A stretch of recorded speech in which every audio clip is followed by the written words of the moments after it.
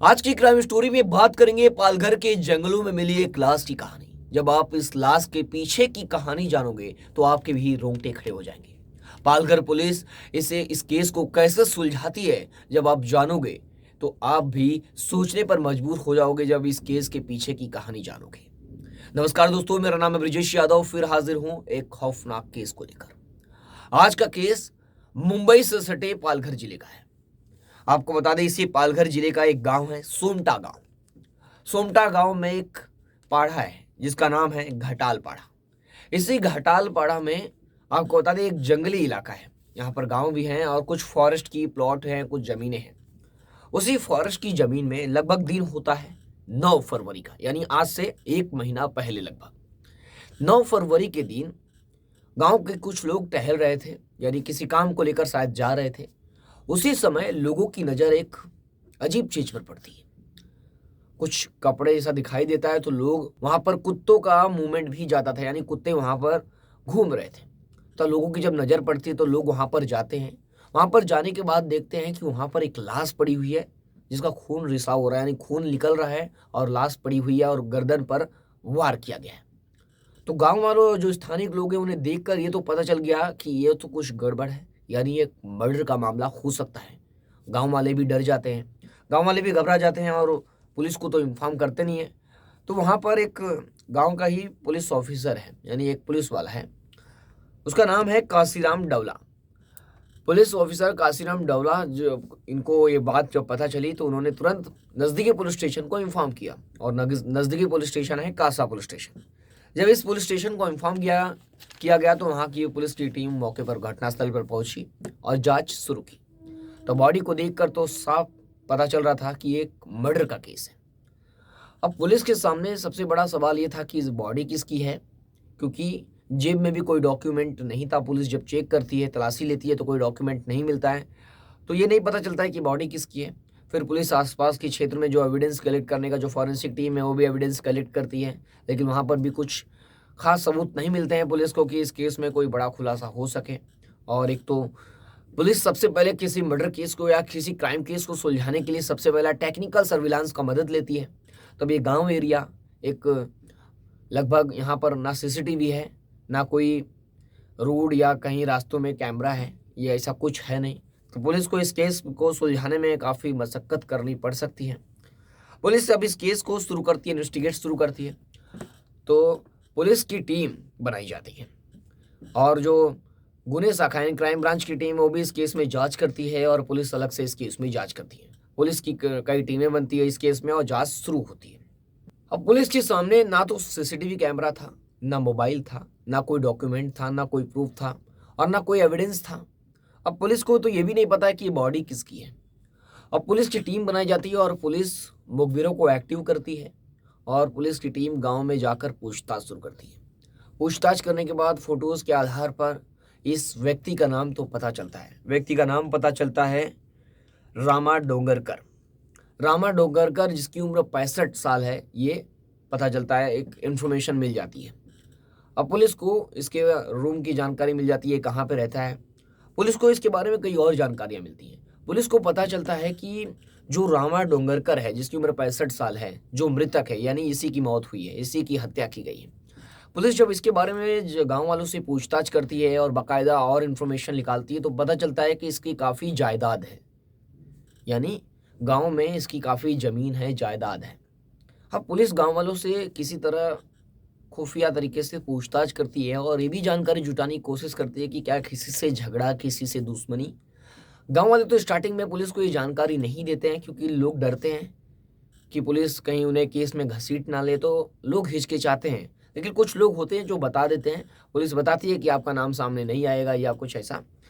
Police किसी तरह और जानकारी जुटाती है तो पुलिस को पता चलता है कि जमीन के विवाद चल रहा है इनका, यानी जो मृतक है रामाशंकर डोंगरकर, उसका एक भाई है जयराम डोंगरकर, और जयराम और रामाशंकर दोनों के एक एक बेटे हैं।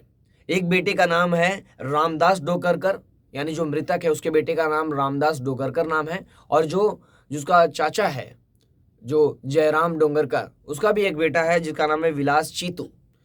अब ये दोनों का विवाद, तीनों का विवाद सेम था, यानी जो मृतक है उसके भाई का और जो इसका खुद का बेटा है, इनको क्या है, जमीन की लालच थी। और जो रामाशंकर डोंगरकर है ये जमीन देना नहीं चाहता था। गांव में घूम घूम कर अपने बेटे को भी कहता था कि मैं अपने बेटे को जमीन नहीं दूंगा। यानी गांव में कई लोगों के यहाँ जहाँ बैठते थे, जहाँ उठते थे, जहाँ बातचीत करते थे, जिन लोगों से बात करते थे, तो कई लोगों को ये बता चुके थे कि मैं अपने बेटे को जमीन नहीं दूंगा। और उनके पास काफ़ी जायदाद थी। अब बेटे को ये बात चुभती थी कि मेरा पिता होकर मुझे ज़मीन नहीं देने की बात करते हैं।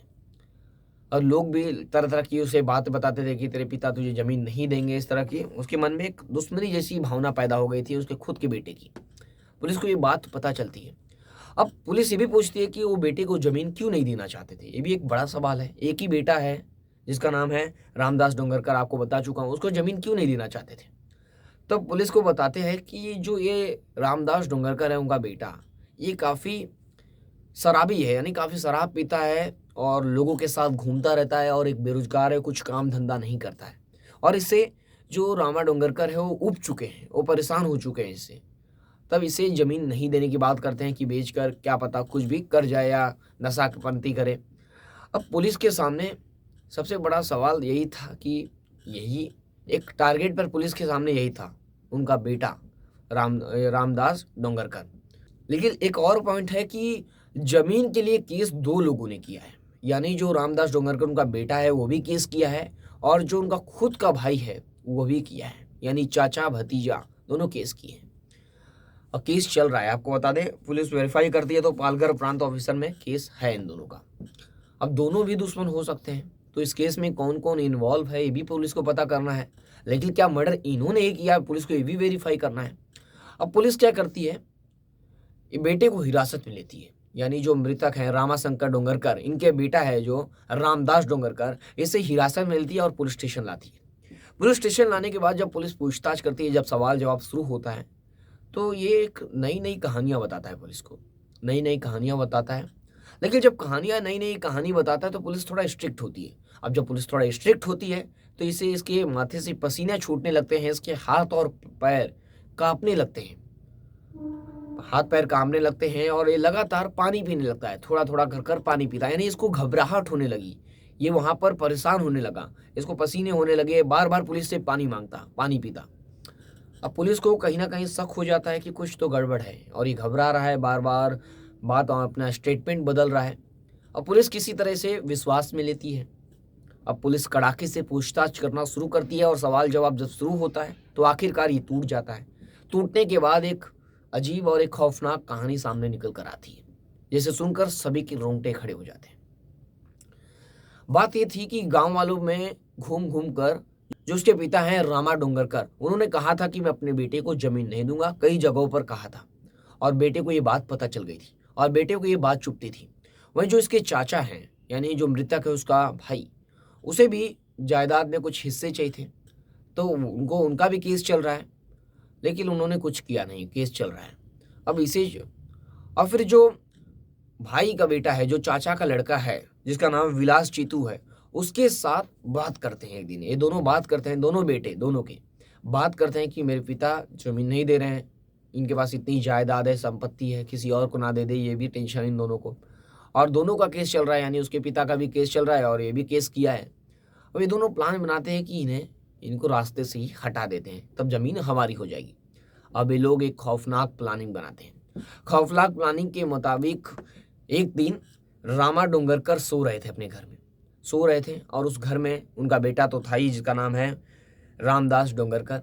अब वो क्या करता है, अपने जो चाचा का लड़का है जिसका नाम है विलास चीतू, उसे बुलाता है। ये दोनों वहाँ पर रहते हैं, दोनों बैठे रहते हैं, बातचीत करते हैं और वो बाजू में सो रहे थे रामा डोंगरकर। अब ये क्या करता है कि लोखंड की कुल्हाड़ी लाता है जिसे पेड़ काटा जाता है और अचानक सोते हुए इंसान पर उसने जो लोखंड की कुल्हाड़ी है उससे हमला करता है, उनके डायरेक्ट गले पर, और खून निकलने लगता है। तड़प तड़प कर मौके पर ही उनकी मौत हो जाती है। मौत के बाद ये अपने चाचा के लड़के विलासी चीतू की